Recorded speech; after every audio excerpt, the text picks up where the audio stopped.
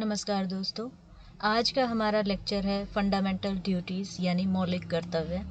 इस लेक्चर में हम पढ़ेंगे मौलिक कर्तव्य क्या होते हैं, हमारे संविधान में मौलिक कर्तव्यों के लिए क्या प्रोविजंस किए गए हैं, जो मौलिक कर्तव्य दिए गए हैं उनकी क्या विशेषताएं हैं, वो आखिर क्यों इम्पोर्टेंट हैं, और जो मौलिक कर्तव्य हमारे संविधान में दिए गए हैं क्या वो काफ़ी हैं या उनमें कुछ और मौलिक कर्तव्य शामिल किए जा सकते हैं। अंत में हम इसका एक आलोचनात्मक मूल्यांकन करेंगे जिसमें देखेंगे कि मौलिक कर्तव्यों की क्या आलोचनाएं की जाती हैं और ये आलोचनाएं कहाँ तक सही हैं। तो चलिए शुरू करते हैं आज का लेक्चर और जानते हैं फंडामेंटल ड्यूटीज़ के बारे में। आप सभी जानते होंगे कि जितने भी वेस्टर्न कंट्रीज़ हैं उनके संविधानों में कहीं भी मौलिक कर्तव्यों का जिक्र नहीं किया गया है। आपको ज़्यादातर मौलिक कर्तव्य जो हैं वो समाजवादी देशों के संविधानों में देखने को मिलेंगे, लेकिन भारत ने इसे अपने संविधान का हिस्सा बनाया। यहाँ आपको ध्यान देना चाहिए कि जब इंडिया का संविधान लागू हुआ उस समय पर ये इसका भाग नहीं थे। इसे भारत की आज़ादी के 26 साल बाद इसमें शामिल किया गया है, जो कि 1976 में स्वर्ण सिंह कमेटी की सिफारिश पर शामिल किया गया और शामिल किया गया है भारत के संविधान के भाग 4A में, जिसका अनुच्छेद 51A है।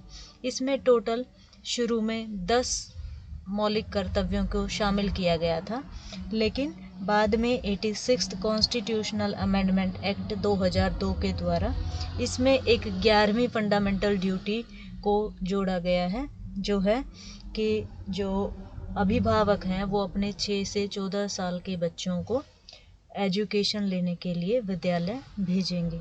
तो चलिए एक बार देख लेते हैं। इतना आपको पता चल गया कि ये स्वर्ण सिंह कमेटी की सिफारिश पर शामिल किए गए थे और मौलिक कर्तव्य जो हैं ये इनके पीछे कोई लीगल फोर्स नहीं है, या एक तरीके से मैं कह सकती हूँ कि अगर इनको कोई पूरा नहीं कर सकता तो आप उसे डायरेक्ट कोर्ट में चैलेंज नहीं कर सकते हैं। इसलिए इनको सिर्फ रिमाइंडर टू द सिटीज़न की संज्ञा दी गई है और ये 42वें संविधान संशोधन 1976 के द्वारा संविधान में शामिल किए गए हैं। तो आइए देखते हैं कि हमारे संविधान में कौन सी फंडामेंटल ड्यूटीज़ शामिल की गई हैं।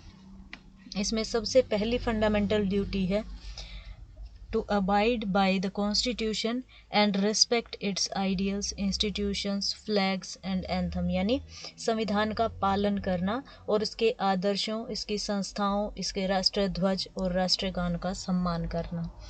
दूसरी फंडामेंटल ड्यूटी है to cherish and follow noble ideals which inspire our national struggle for freedom, यानी स्वतंत्रता के लिए किए गए राष्ट्रीय संघर्ष को प्रोत्साहित करने वाले आदर्शों का सम्मान करना और पालन करना। तीसरी फंडामेंटल ड्यूटी है to protect and uphold the sovereignty, unity and integrity, Bharat की संप्रभुता, एकता और अखंडता का समर्थन करना, उसकी रक्षा करना। इसके बाद है टू डिफेंड द कंट्री, देश की रक्षा करना और समय आने पर राष्ट्रीय सेवा के लिए तैयार रहना। इसके बाद है to promote harmony and spirit of brotherhood, देश में धार्मिक, भाषाई, क्षेत्रीय या जो वर्गीय विभिन्नताएं हैं उनसे ऊपर उठकर हमें भारत के सभी लोगों के बीच में प्रमोट करना है हार्मनी को, यानी समन्वय को, और स्पिरिट ऑफ ब्रदरहुड को, भ्रातृत्व की भावना को। नेक्स्ट है to value and preserve the rich heritage, यानी भारत की संयुक्त सांस्कृतिक और समृद्ध विरासत का सम्मान करना और इसको बनाए रखना। इसके बाद है to protect the natural environment, Bharat का जो प्राकृतिक वातावरण है, चाहे वो वन हो, झीलें हो, नदियाँ हो या वन्य जीवन हो, उन सब की प्रोटेक्शन करना, उनकी रक्षा करना। इसके बाद है वैज्ञानिक स्वभाव और मानववाद और निरीक्षण करने के सुधार की भावना का विकास करना, यानी to develop the scientific temper and humanism among Indian citizens. इसके बाद है to save the public property, यानी सार्वजनिक संपत्ति की रक्षा करना और हिंसा का त्याग करना। इसके बाद है to strive towards the excellence, यानी व्यक्तिगत और सामूहिक गतिविधियों के प्रत्येक क्षेत्र में हम श्रेष्ठता को प्राप्त करने का प्रयत्न करें, क्योंकि जब हम एक्सीलेंस करेंगे तभी हमारा देश जो है वो आगे बढ़ेगा। और 10वीं है to provide opportunity and education, माता पिता द्वारा अपने बच्चों के लिए शिक्षा संबंधी अवसरों की व्यवस्था करना। तो ये फंडामेंटल ड्यूटीज़ इसमें दी गई हैं। इसमें आप ध्यान देंगे तो आप इसमें एक स्पेशल पैटर्न फॉलो करेंगे और आप पाएंगे कि इसमें आपकी कुछ ड्यूटीज़ जो हैं, जो एक तरीके से मैं बोलूँ ओड ड्यूटीज़ हैं, उनके पीछे कोई ना कोई कानून ऑलरेडी बना दिए गए हैं, यानी उनके पीछे कानून की शक्तियाँ अवेलेबल हैं। अब आप बोलोगे कि ऐसा कैसे है। सपोज़ करिए जैसे मैं आपको कहूँ कि जो फर्स्ट फंडामेंटल ड्यूटीज़ है, abide by the constitution and respect the national flag and anthem. तो आप जानते हैं कि अगर आप भारतीय राष्ट्रीय ध्वज या एंथम की अवहेलना करते हैं तो इसके खिलाफ इसके लिए जो कानून बनाया गया है उसके तहत आपको दंडित किया जा सकता है। इसी प्रकार जो आपकी तीसरी फंडामेंटल ड्यूटीज़ है to uphold and protect the sovereignty unity of India. तो आप पाएंगे कि अगर आप इंडिया की सोवरेनिटी, यूनिटी या इंटीग्रिटी को किसी प्रकार का खतरा पहुंचाते हैं तो आपकी जो आईपीसी है, इंडियन पीनल कोड, आधे से ज़्यादा वो इन्हीं चीज़ों की प्रोटेक्शन के लिए कानून बनाए हुए हैं। और अभी अगर आपको हाल का उदाहरण दूं तो जो यूएपीए एक्ट बनाया गया है, यानी अनलॉफुल असेंबली का एक्ट या नेशनल सिक्योरिटी एक्ट, जो भी हैं, ये सब एक ही काम करते हैं देश की सोवरेनिटी, यूनिटी और इंटीग्रिटी को प्रमोट करने का। पांचवा जो फंडामेंटल ड्यूटीज़ है वो आपको हार्मनी और ब्रदरहुड को बढ़ाने की बात करता है। और आप जानते हैं कि अगर फीमेल्स के लिए आप किसी प्रकार की डेरोगेटरी प्रैक्टिस में इन्वॉल्व हैं या उनकी डिग्निटी को नुकसान पहुंचाते हैं तो उसमें भी आपको सज़ा हो सकती है। जैसे फॉर एग्जांपल आप देख सकते हैं कि डोमेस्टिक वायलेंस के अगेंस्ट एक्ट लाया जा चुका है, रेप अगर के अगेंस्ट एक्ट है, एंटी डाउरी एक्ट है, sexual harassment at work place, इसके बारे में कुछ सज़ाओं का प्रावधान किया गया है। तो ये सारी चीज़ें इस बात की तरफ इशारा करती हैं। सातवीं फंडामेंटल ड्यूटीज़ आपकी जो हैं वो कहती हैं कि आपको नेचुरल एनवायरनमेंट को प्रोटेक्ट करना होगा। और अगर इस फंडामेंटल ड्यूटी को लागू करने के लिए आप जानते हैं कि हमारे यहाँ वाइल्ड लाइफ प्रोटेक्शन एक्ट बनाया गया है या एनवायरनमेंट एक्ट बनाया गया है। इसके अलावा हमारे यहाँ नेशनल ग्रीन ट्रिब्यूनल का गठन जो 2010 में किया गया वो भी इसी फंडामेंटल ड्यूटी के तहत किया गया है, यानी इस ड्यूटी को फोर्सफुली लागू कराया जा सकता है। इसी प्रकार जब आप 9th ड्यूटी को देखेंगे जो बात करती है टू सेफगार्ड पब्लिक प्रॉपर्टी, यानी सार्वजनिक संपत्ति की सुरक्षा की बात करती है, हिंसा त्यागने की बात करती है। तो जैसा कि मैंने पहले ही बताया कि आपका आधे से ज़्यादा आईपीसी जो है वो वायलेंस के अगेंस्ट है। अगर आप मर्डर करने की कोशिश करते हैं, अटेम्प्ट टू मर्डर करते हैं, आप रैश या नेग्लिजेंट ड्राइविंग करते हैं, अनलॉफुल असेंबली करते हैं, तो इन सब में पब्लिक प्रॉपर्टी को अगर कोई नुकसान पहुंचाता है तो उसके लिए प्रावधान किए गए हैं, उसे सज़ा दी जा सकती है। तो इस प्रकार से आप देखेंगे कि आपकी जो इवेंट ड्यूटीज़ हैं, इवेंट ड्यूटीज़ में हालांकि बहुत कड़े लीगल प्रोविजंस नहीं हैं, लेकिन जो ओड ड्यूटीज़ हैं उन हर एक ओड ड्यूटी को लागू कराने के लिए कोई ना कोई कानून ऑलरेडी बनाया जा चुका है। इसलिए हम कह सकते हैं कि ये कुछ ऐसे लीगल ड्यूटीज़ हैं जिनको प्रैक्टिकली लागू कराया जा रहा है। इसलिए जैसा कि मैंने शुरू में कहा था कि ये फंडामेंटल ड्यूटी हैं और ये फंडामेंटल राइट्स की तरह जस्टिसिएबल नहीं है, यानी आर्टिकल 32 जिस प्रकार से आपके फंडामेंटल राइट्स का हनन होने पे आपको कोर्ट जाने की परमिशन देता है, उस प्रकार का प्रोविज़न कोई इसमें नहीं है। इसलिए इनको रिमाइंडर्स टू द सिटीज़न कहा गया है। और जो वर्ड रिमाइंडर है ये जो रिमाइंडर है ये सिर्फ रिमाइंडर नहीं है, ये प्रॉपरली प्लान किए गए हैं। और जो मैं आपको ऑलरेडी बता चुकी हूँ कि जो हर एक ओड ड्यूटी है उसके पीछे ऑलरेडी कुछ ना कुछ कानून जो हैं वो बना दिए गए हैं, इसलिए प्रैक्टिकली इनके पीछे बाइंडिंग पावर ऑफ लॉ है।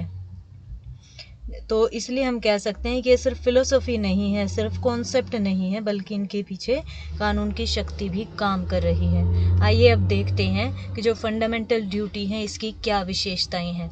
सबसे पहली बात तो ये है कि जो फंडामेंटल ड्यूटी है वो केवल और केवल भारतीय नागरिकों से कुछ उम्मीदें करती है, उनको कुछ कर्तव्यों का पालन करने की बात कहती है। इसमें विदेशियों से कोई संबंध नहीं है। यानी जिस प्रकार से आपके कुछ फंडामेंटल राइट विदेशियों को भी दिए गए थे, इसी प्रकार फंडामेंटल ड्यूटी जो है वो विदेशियों से एक्सपेक्ट नहीं की गई है, केवल और केवल सिटीजन्स तक ही सीमित है। दूसरी बात ये है कि ये नॉन जस्टिसिएबल है, यानी इसको न्यायालयों के द्वारा लागू नहीं कराया जा सकता। इसकी तीसरी विशेषता ये है कि फंडामेंटल ड्यूटीज में दोनों प्रकार की ड्यूटीज शामिल हैं। इसमें मॉरल यानी नैतिक कर्तव्य भी शामिल हैं और सिविक यानी नागरिक कर्तव्य भी शामिल हैं। फॉर एग्जांपल, नैतिक कर्तव्यों का उदाहरण है कि आप जो फ्रीडम स्ट्रगल के आपके नोबल आइडियाज़ हैं उनको चेरिश करेंगे, उनको एक तरीके से मैं बोल दूं कि प्रोत्साहित करने वाले जो आदर्श हैं उनका सम्मान करेंगे, उनका पालन करेंगे। और सिविक ड्यूटीज़ के अंतर्गत जैसे कि आप अपना राष्ट्रीय ध्वज की रेस्पेक्ट करेंगे, उसका सम्मान करेंगे। इसके अलावा इसकी एक विशेषता ये भी है कि ये codification of task integral to Indian way of life, यानी जो भारतीय जीवन जीने की पद्धति है उस पद्धति के को इंटीग्रेट करते हैं, यानी उससे जुड़े हुए हैं। जैसा कि आप इसमें देखा कि वो आपको वैज्ञानिक दृष्टिकोण डेवलप करने की बात करते हैं, या जो फीमेल्स हैं उनकी डिग्निटी को मेंटेन करने की बात करते हैं, ब्रदरहुड को बनाए रखने की बात करते हैं, इंडिया की सॉवरेनिटी, यूनिटी, इंटीग्रिटी को मेंटेन करने की बात करते हैं, या हमारी जो कंपोजिट कल्चर है, रिच हेरिटेज है, उसको प्रिजर्व करने की बात करते हैं। तो ये इंडियन वे ऑफ लाइफ को प्रमोट करते हैं, ये इसकी एक विशेषता है। अब बात आती है कि फंडामेंटल राइट जो हैं वो क्यों ज़रूरी हैं, आखिर इनका क्या महत्व है।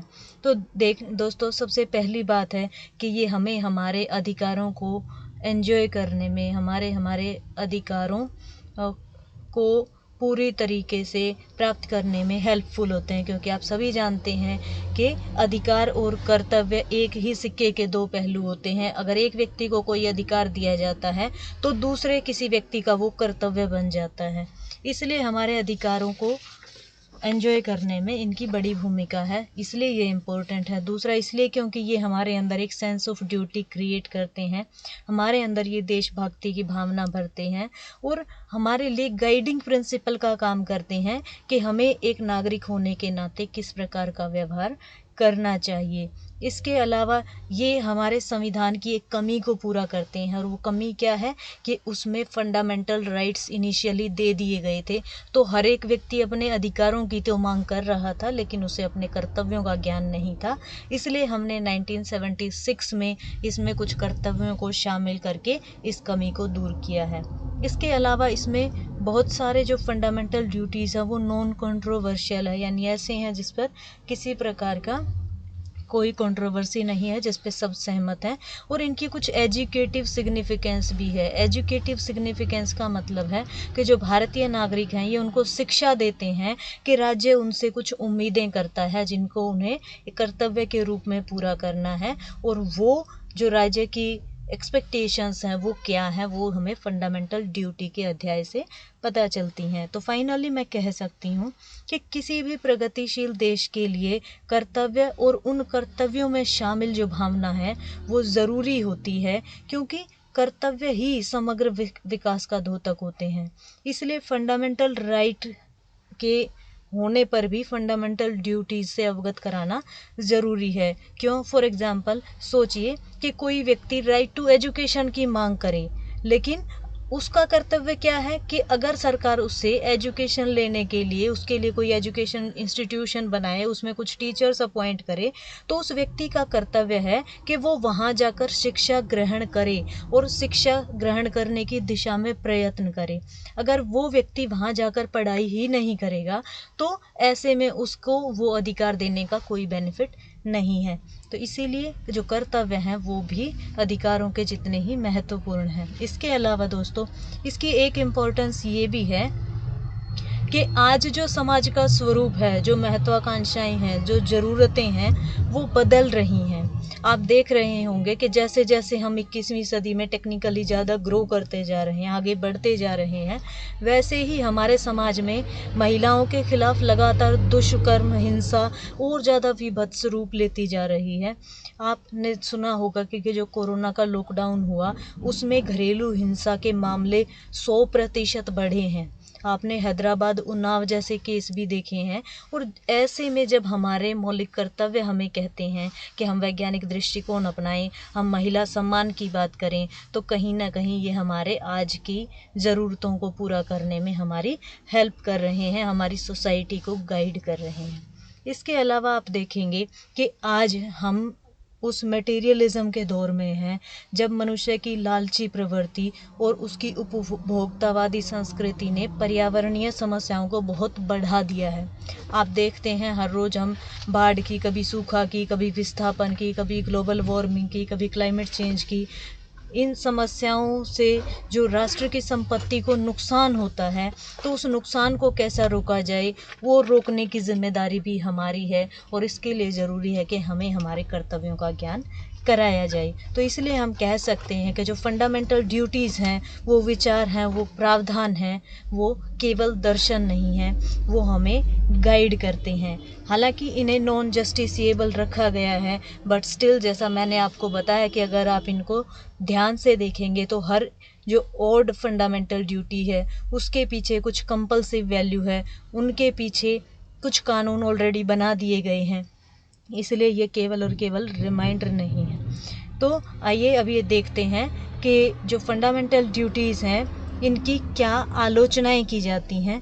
तो दोस्तों, इसकी सबसे पहली आलोचना ये की जाती है कि फंडामेंटल ड्यूटी अगर इतने ज़रूरी होते तो इन्हें हमारे मूल संविधान का भाग क्यों नहीं बनाया गया, इन्हें 26 साल बाद शामिल किया गया है। तो 26 साल तक इनकी याद क्यों नहीं आई अगर ये इतने ही इम्पोर्टेंट थे। इसके अलावा कुछ लोग कहते हैं कि जो फंडामेंटल ड्यूटीज़ हैं वो सिर्फ पॉलिटिकल स्टेटमेंट्स हैं। जो पॉलिटिकल स्टेटमेंट हो सकता है आपको शुरू में पॉलिटिकल स्टेटमेंट लगे, क्योंकि तात्कालिक सरकार ने कई कदम ऐसे उठाए थे। जैसे आप देखेंगे तो जो 4th कॉन्स्टिट्यूशनल अमेंडमेंट एक्ट हुआ 1955 में, उसमें निजी संपत्ति के अनिवार्य अर्जन के स्थान पर की जाने वाली जो क्षतिपूर्ति की जांच थी, उसको सुप्रीम कोर्ट के दायरे से बाहर कर दिया गया था। इसी प्रकार से 1969 में देश हित में 14 बैंकों का राष्ट्रीयकरण कर दिया गया था, जिससे कहा गया कि जो पॉलिटिकल कम्युनिटी है उसने अपने फ़ायदे के लिए, अपने वोट बैंक के लिए स्टेप उठाया है। इसी प्रकार से जब 24वें संविधान संशोधन के द्वारा संसद को अधिकार दिया गया कि वो फंडामेंटल राइट सहित किसी भी भाग में संशोधन कर सकती है, तो इसमें भी जो पॉलिटिकल इंस्टीट्यूशंस की सुप्रीमेसी थी, वो कहीं ना कहीं उसकी झलक दिखाई दी।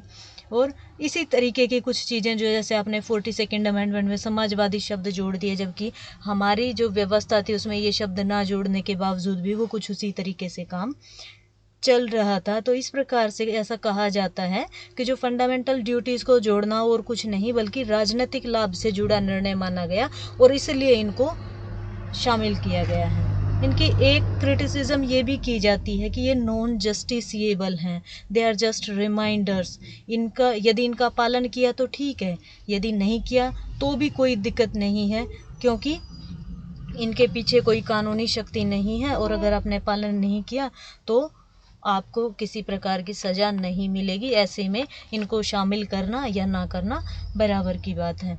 इसके अलावा इनकी एक आलोचना ये की जाती है कि ये इनका जो अर्थ है वो स्पष्ट नहीं है, वेग लैंग्वेज का प्रयोग किया गया है। तो इसके अलावा इसमें कुछ इम्पोर्टेंट ड्यूटीज़ जो हैं उनको शामिल नहीं किया गया है। जैसे हम बार बार रोना रोते हैं कि हमारे देश में जनसंख्या विस्फोट हो रहा है, लेकिन हमने कभी भी परिवार नियोजन को फंडामेंटल ड्यूटी के रूप में नहीं रखा। हम बोलते हैं कि हमारे यहाँ जो मतदान है वो उसका परसेंटेज कम है या अच्छे नेता चुन करके नहीं आते, लेकिन हमने मतदान डालने को फंडामेंटल ड्यूटी नहीं बनाया। इसी प्रकार से जो लोगों का, हमारे देश में एक बड़ा तबका ऐसा है जिसकी जीवन की बेसिक नीड्स पूरी नहीं हो पाती, उसके बावजूद भी हमने उसके एक तरीके से आर्थिक संसाधन जुटाने से संबंधित या जो सोसाइटी उसके लिए काम करे उसको लेकर के कोई फंडामेंटल ड्यूटी का प्रोविज़न नहीं किया है। तो इस प्रकार हमने कुछ बहुत सारी इम्पोर्टेंट फंडामेंटल ड्यूटी को इस चैप्टर में शामिल ही नहीं किया है।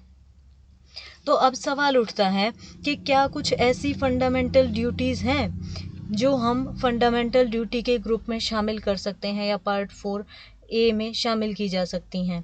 तो इसके बारे में मैं आपको बताना चाहूँगी कि 1991 में एक जस्टिस वर्मा कमेटी आई थी। उन्होंने भी कुछ सुझाव दिए थे और बेसिकली 3 फंडामेंटल ड्यूटी को शामिल करने की बात कही गई थी। इसमें सबसे पहली फंडामेंटल ड्यूटी थी टैक्स भरना, यानी अगर हर एक भारतीय नागरिक अपना टैक्स समय से अपनी जिम्मेदारी के तौर पर समझकर भरे तो उससे हमारा देश जो है वो काफ़ी उन्नति कर सकता है। दूसरी थी टू हेल्प फेलो सिटीजन्स, यानी आपने देखा होगा कि कई बार हमारे रोड पर किस प्रकार से कार एक्सीडेंट हो जाते हैं, लेकिन फिर सवाल उठता है कि उस एक्सीडेंट में जो व्यक्ति घायल हुआ है उसको कौन लेके जाए, वो पुलिस केस बन जाता है, या अगर हॉस्पिटल लेके जाते हैं तो जो डॉक्टर है वो काफ़ी फीस चार्ज करता है।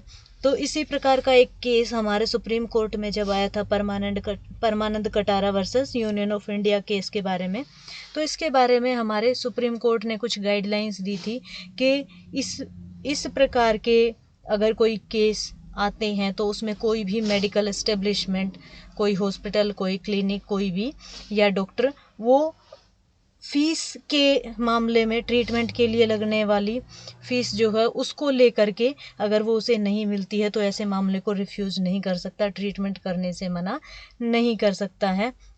इसके अलावा जो पुलिस है, पुलिस को भी उसको गुड समारिटन के तौर पर देखना पड़ेगा और वो उसे बार बार आकर केस के लिए अपनी उपस्थिति देने के लिए बाध्य नहीं करेगी। तो ये जो है इसको भी फेलो सिटीजन्स की हेल्प करने को भी फंडामेंटल ड्यूटी बनाए जाने का प्रपोजल दिया गया था, लेकिन इसको शामिल नहीं किया गया है।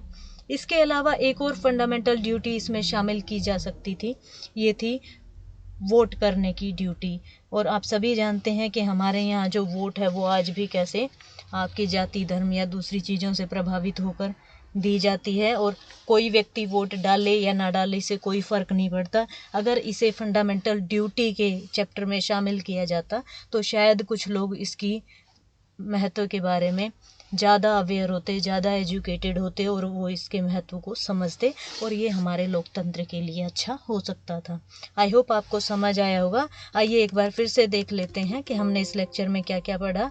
सबसे पहले हमने देखा कि हमारे जो फंडामेंटल ड्यूटीज़ हैं वो अनुच्छेद 51A में भारतीय संविधान के भाग 4A में दिए गए हैं, और ये इनिशियली संविधान में नहीं थे।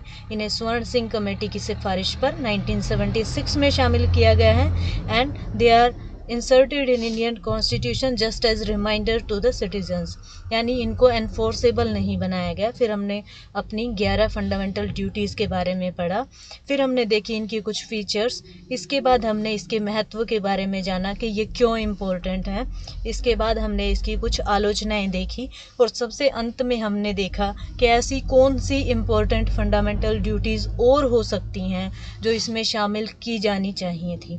तो ये था हमारा आज का लेक्चर। आई होप आपको समझ आया होगा। धन्यवाद।